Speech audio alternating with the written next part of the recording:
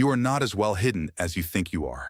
Every day, without realizing it, you are broadcasting signals, micro-behaviors, patterns of speech and action that others read like a book, even when they cannot articulate what they are seeing. They do not need to articulate it. They feel it. And what they feel determines everything.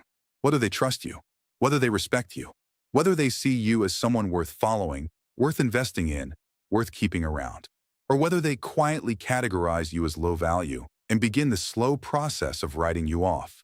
Here is the uncomfortable truth. Most men are exposing themselves constantly, not through dramatic failures or obvious mistakes, but through 5 subtle habits that function like psychological name tags announcing their weakness to everyone they meet. And the cruelest part? No one tells you that you are doing it. They simply respond to it. They give you fewer opportunities. They trust you with less. They choose others over you for reasons they never explain, because they do not even consciously understand them. But you will understand them. Today, the Stoic philosophers, Marcus Aurelius, Epictetus, Seneca, were obsessed with the question of what makes a man valuable. Not valuable by external metrics, but genuinely worthy of respect and trust. They understood that value is not something you claim. It is something you demonstrate through the accumulated evidence of your behavior. What you are about to learn are the 5 habits that destroy this evidence. The patterns that make people unconsciously conclude that you are not someone to be taken seriously. If you recognize yourself in any of these habits, do not despair. Recognition is the first step of transformation. And by the end of this video, you will know exactly how to eliminate each one. Let us begin. Habit 1. The complaint current. The first habit that instantly exposes a low-value man is chronic complaining. Not occasional frustration. Not legitimate grievances expressed strategically. I am talking about the constant, low-level hum of dissatisfaction that some men broadcast like a radio signal. Always finding something wrong. Always pointing out problems. Always verbalizing their discontent. The traffic, the weather, the job, the economy, the people around them, life itself. This habit seems harmless. It even feels like connection. After all, complaining together can create temporary bonding. But here is what chronic complainers never understand. While they think they are expressing their standards, they are actually advertising their impotence. Marcus Aurelius wrote, "Never value anything as profitable that compels you to break your promise, lose your self-respect, hate any man, suspect, curse, act the hypocrite, or desire anything that needs walls or curtains." Complaining is the curtain. It is the cover for a deeper failure, the inability or unwillingness to change what you do not like. Think of it like this. There are 2 men standing in the rain. The first man complains constantly. "This rain is terrible. Why did it have to rain today? This ruins everything. Can you believe this weather?" The second man says nothing. He opens his umbrella or he gets wet, and either way, he moves forward with his day. Who do you want leading you through a crisis? The complainer reveals something devastating about himself. He believes that voicing displeasure is an adequate substitute for taking action. He has mistaken commentary for contribution. He thinks that by identifying problems, he is doing something about them. He is not. This is what I call the complaint current, the steady stream of negativity that carries a man further from respect with every word. Because here is the psychological reality. When you complain, you are positioning yourself as a victim of circumstance. You are announcing that external conditions control your internal state. You are demonstrating that you do not have sovereignty over your own experience. And people sense this. They do not respect it. They distance themselves from it. Here is your correction. For the next 7 days, implement an absolute complaint ban. 0 tolerance. When you feel the urge to complain rising, convert it into one of 2 things: action or acceptance. If you can change the situation, change it. If you cannot, accept it fully, not resentfully, but genuinely. You will be astonished at how this single shift changes how people respond to you. Because you are no longer the man who points at problems. You are the man who handles them, or wisely chooses which battles deserve his energy. Habit 2. The validation leak. The second habit is more subtle, but equally devastating. Constant seeking of external validation. Watch a low-value man tell a story. He does not simply tell it. He monitors his audience constantly. He checks faces. He adjusts his tone based on reactions. He ends sentences with upward inflection, turning statements into questions. as if asking permission for his own narrative. So I told my boss we needed to change strategies, and he actually listened. It was kind of a big deal. Feel that? Those question marks are not confidence. They are requests, appeals for approval, tiny bids for validation that broadcast one message. I do not trust my own judgment enough to stand behind it. Seneca warned, "It is not the man who has too little that is poor, but the one who hankers after more." The man who hankers after approval is impoverished regardless of what he has. His self-worth has a leak in it. No amount of external validation can fill a container that cannot hold value. I call this the validation leak, the constant hemorrhaging of self-trust through compulsive seeking of others' approval. This manifests in countless ways. Asking, "Does that make sense?" after every explanation. Watching for reactions before knowing how to feel about your own news. Changing opinions when you sense disapproval. Over-explaining decisions to preempt criticism. Fishing for compliments through false modesty. Each of these behaviors is a small announcement. My own assessment of myself is insufficient. I need yours to feel complete. And here is what happens psychologically. When you constantly seek validation, you train others to believe their validation is required.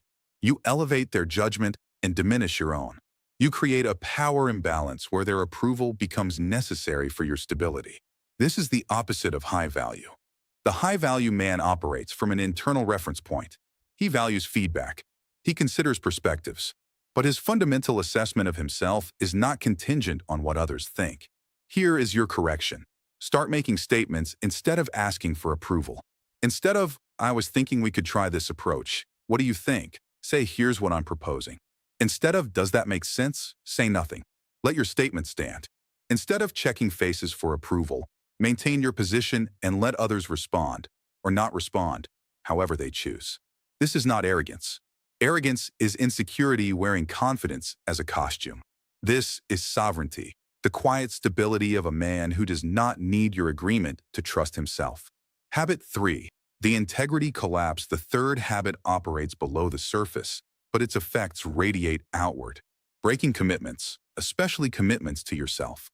Every time you say you will do something and fail to do it, you create a fracture, a small crack in the structure of your integrity. One crack is survivable. 10 cracks is concerning. 100 cracks, and the whole structure becomes unstable. This is what I call the integrity collapse, the gradual erosion of self-trust through accumulated broken promises. Here's how it works. You tell yourself you will wake up early. You do not. You commit to a workout. You skip it. You promise to have that difficult conversation. You avoid it.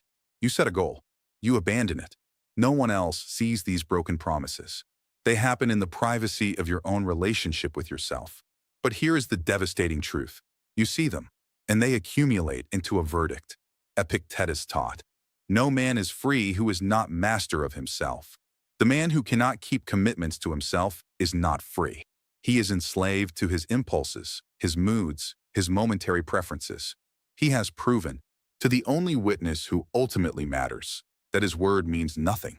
And this internal reality leaks outward. The man with collapsed integrity moves differently. He speaks with less conviction. He hesitates before making commitments because he no longer believes he will keep them. He carries a subtle shame, an uncertainty that others can sense but not name. Consider 2 job candidates. Both claim they are hard workers. Both have similar resumes. One has spent years keeping promises to himself. When he says he will do something, he does it. He has evidence, internal evidence, that his word is reliable. The other has spent years breaking commitments to himself.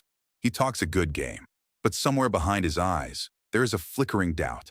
He is not certain he will follow through because he has a history of not following through. Who do you hire? The interviewer cannot see the internal track record, but they can feel its effects. Confidence versus doubt. Certainty versus hesitation. Solidity versus instability. Here is your correction. Rebuild your integrity through what I call the small promise protocol. Start making tiny commitments to yourself. Commitments so small that failure is almost impossible. I will drink 1 glass of water when I wake up. I will make my bed before leaving my room. I will read 1 page before sleep. Keep these promises every single time. What you are doing is not building habits. You are rebuilding evidence. You are proving to yourself that your word means something. And as this evidence accumulates, your confidence will shift, not from affirmation, but from demonstrated reliability. Habit 4. The reactive cascade. The fourth habit is perhaps the most visible to others. Emotional volatility. The low-value man is a weather system. His internal state shifts with every external condition. Good news produces visible elation. Bad news produces visible collapse. Minor insults trigger major reactions. Small frustrations create disproportionate displays. He is a leaf in the wind, and everyone can see it. Marcus Aurelius wrote extensively on this. You have power over your mind, not outside events. Realize this, and you will find strength. The low-value man has surrendered this power. He has made his emotional state contingent on factors he does not control. He has handed the remote control of his psychology to the world, and the world is a chaotic, unreliable operator. I call this the reactive cascade, the pattern where one external trigger creates a chain reaction of emotional responses that the man cannot control. Watch how this plays out. A man receives criticism at work. Instead of processing it rationally, he reacts. His mood darkens. This affects his tone at home. His partner responds to his negativity. This triggers his defensiveness. By evening, he is snapping at his children, drinking to take the edge off, lying awake replaying the criticism and composing angry responses he will never deliver. One stimulus, cascading destruction. The high-value man experiences the same criticism. He notes it, evaluates it, extracts anything useful, discards the rest, and moves forward with his day unchanged. Same input, completely different output. Here is the psychological principle. People trust stability. In a world of chaos, the person who remains composed becomes a fixed point, someone others can rely on, orient around, follow. The reactive man cannot be trusted, not because he is malicious, but because he is unpredictable. No one knows which version of him they will encounter. His instability makes him unsuitable for leadership, for partnership, for anything requiring sustained reliability. Here is your correction. Begin training what the Stoics called the discipline of assent. When something happens, before you react, pause. Create a gap. Ask yourself, what is this actually? What is the objective reality here, separate from my interpretation? You will discover that most of your emotional reactions are not to events themselves, but to the stories you instantly construct about those events. The criticism is not proof that you are worthless. It is words from one person with limited information. The traffic is not a personal attack on your day. It is cars on a road. The rejection is not evidence of your inadequacy. It is one outcome among many possible outcomes. Strip away the story, respond to the reality, and watch how your stability begins to solidify. Habit 5. The sovereignty deficit. The fifth and final habit is the root from which many others grow. Living reactively instead of intentionally. The low-value man does not direct his life. He responds to it. He wakes up and checks what the world wants from him. He fills his time with whatever feels urgent. He makes decisions based on momentary pressures rather than long-term vision. He is not the author of his experience. He is a character in someone else's story, or worse, no one's story at all. Just a collection of reactions with no organizing principle. Seneca delivered perhaps his harshest observation on this. It is not that we have a short time to live, but that we waste a lot of it. Life is long enough, and a sufficiently generous amount has been given to us for the highest achievements if it were all well invested. The man with no intentionality is not investing his life. He is spending it, blindly, randomly, on whatever captures his attention or demands his energy. This is the sovereignty deficit, the absence of self-governance that makes a man a passive object rather than an active force. Consider an extended analogy. Two ships leave the same harbor on the same day. The first ship has no destination. Its captain reacts to weather, to currents, to the whims of the crew. It goes wherever conditions push it. After a year at sea, the captain cannot tell you where they have been or why, only that they responded to whatever happened. The second ship has a clear destination. Its captain plots a course.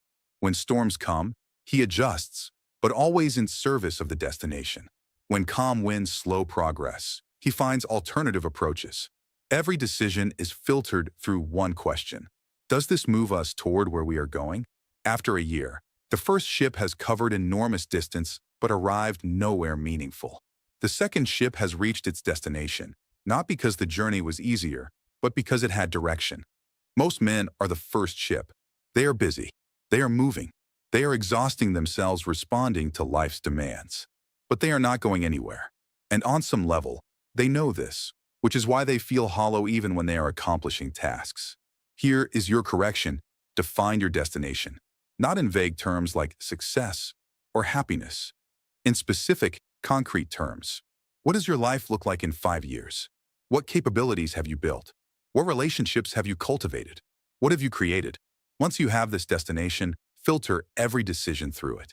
Does this move me closer or further away? Is this action aligned with who I am becoming? You will immediately begin saying no to things you previously accepted automatically. You will find hours in your week you did not know existed. And you will begin experiencing something rare, the feeling of genuine progress towards something that matters to you. We have covered the 5 habits that expose a low-value man. The complaint current, constant negativity that broadcasts impotence. The validation leak, compulsive approval seeking that drains self-trust. The integrity collapse, broken commitments that erode internal reliability. The reactive cascade, emotional volatility that signals instability. The sovereignty deficit, reactive living that prevents intentional progress. These habits do not exist in isolation. They feed each other. The man who lacks sovereignty becomes reactive. The reactive man breaks commitments. Broken commitments erode integrity. Eroded integrity creates validation seeking. Validation seeking breeds complaint when approval is not forthcoming. It is a system, and systems can be dismantled, but only by understanding how the pieces connect. Here is the choice before you. You can continue operating on autopilot. Continue complaining without acting. Continue seeking approval you do not need. Continue breaking promises that fracture your integrity. Continue reacting to life instead of directing it. Continue drifting without destination. And you will continue receiving exactly what you are receiving now. The same opportunities, the same respect, the same quiet categorization by others who sense what you are demonstrating. Or you can begin the work today. Not transformation through information. You already have the information. Transformation through implementation. One habit eliminated at a time. One promise kept. One reaction paused. One destination clarified. Marcus Aurelius wrote, "Waste no more time arguing about what a good man should be. Be one." He was not asking for perfection. He was asking for direction, for movement, for the decision to become someone worthy of respect, starting now, with the next choice, with the next moment. The man who masters these 5 areas does not become low value overnight, and he will not become high value overnight either. But he will become different, observably different, in ways that others feel even before they can articulate. Because value, ultimately, is not a claim. It is not a performance. It is not something you can announce into existence. Value is the accumulated evidence of how you move through the world. Start moving differently. The evidence will follow, and so will everything else.